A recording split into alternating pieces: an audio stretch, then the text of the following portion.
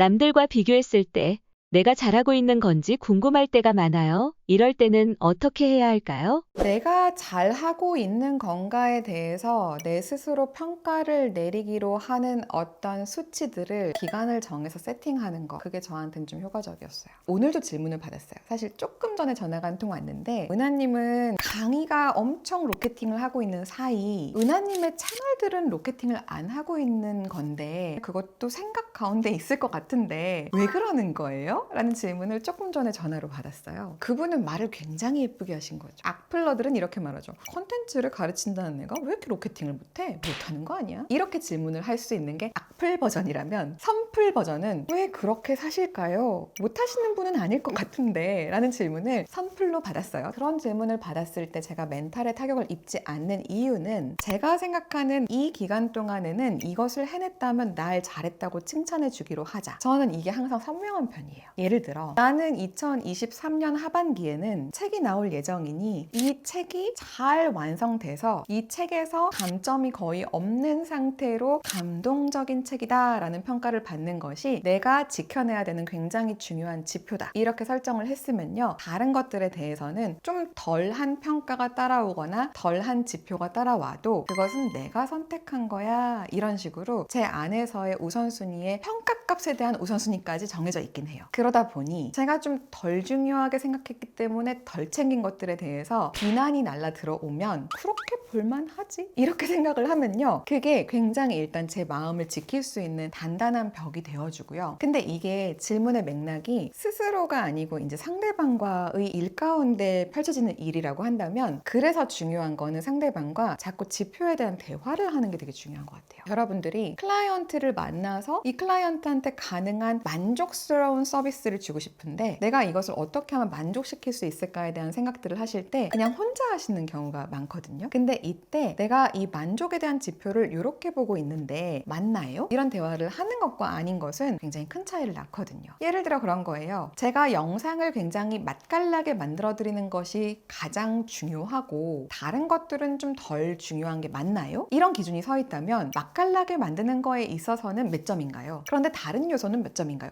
분리가 가능해요. 근데 이걸 퉁 쳐가지고 저 잘하고 있나요? 이러면 뭘 평가해 달라는 건 거죠? 태도인가요? 시간 사용인 건가요? 집중해주는 정도인 건가요? 난 여기서 어떤 것을 나의 굉장히 중요한 과목으로 볼 것인가? 이것을 내가 내면에서 세팅하는 거. 그거에 대한 피드백을 나 스스로도 하고 타인과도 함께 하는 거. 만약에 내가 피드백으로 삼고 있는 지표가 잘못됐다라고 생각한다면 그 지표를 조정해 나가는 대화를 지혜롭게 해나가는 거. 이런 것들이 굉장히 중요하다고 생각합니다. 고민이 있을 때 받은 조언들이 너무 다양해서 오히려 더 헷갈리는 경우가 많아요. 이럴 때는 어떻게 하는 게 좋을까요?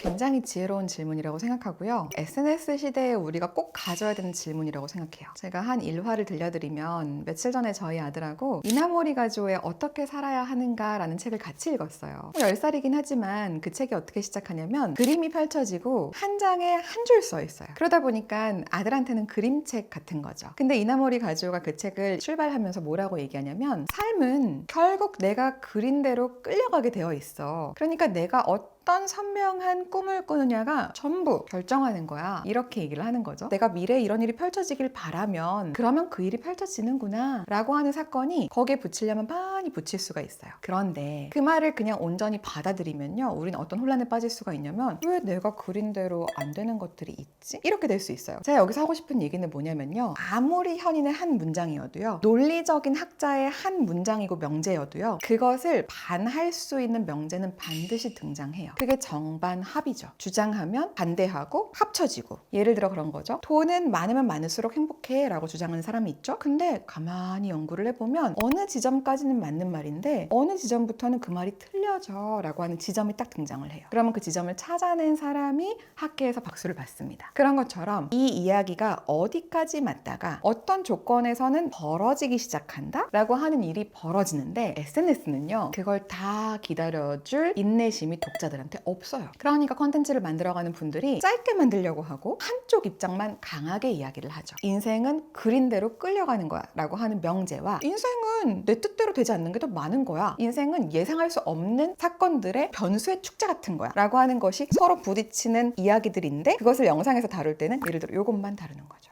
중요한 건 뭐라고 생각하냐면 우리가 항상 인생은 정반합이다. 그러면 그 가운데 어떤 지혜가 있을 수 있고 어디를 택할 것이냐는 개인의 결정일 수도 있는 거다. 요거를 생각하는 거가 굉장히 중요하다는 걸 말씀드리고 싶어요. SNS를 보다 보면 독하게 성공한 사람들만 모여 있는 것 같아요. 그런 사람들과 비교하다 보니 번아웃이 왔어요. 어떻게 하면 좋을까요? 그러한 스트레스를 받고 있다라고 하는 건 주변만 봐도 보이고 저도 그런 스트레스를 안 받느냐라고 했을 땐 저도 받죠. 대표님은 걱정 없으실 것 같아요 라고 얘기를 하는데 아니에요. 걱정이 없는 게 아니라 걱정이 해결된 다음에 여러분들 앞에 나오는 거예요. 제가 왜 그 모습을 일부는 보여주지만 다는 안 보여주느냐라고 했을 때는요. 포장이 아니고요. 내가 그렇게 걱정을 하고 내가 그렇게 염려를 하고 내가 너무 힘들어하고 있는 모습 자체가요. 누군가를 좌절시킬 수 있다고 생각해요. 저는 엄마 아빠한테서 보고 자란 모습이 뭐였냐면요. 엄마 아빠가 엄청 힘들어도요. 제 앞에서는 저 안심시켜주고 격려해주고 그리고 엄마 아빠는 안 보이는 자리에서 힘들어하고 그랬던 시간들을 생각하면 좀 감동적이거든요. 그래서 저는 제가 약간 해주고 싶은 역할이 내가 힘들 때 다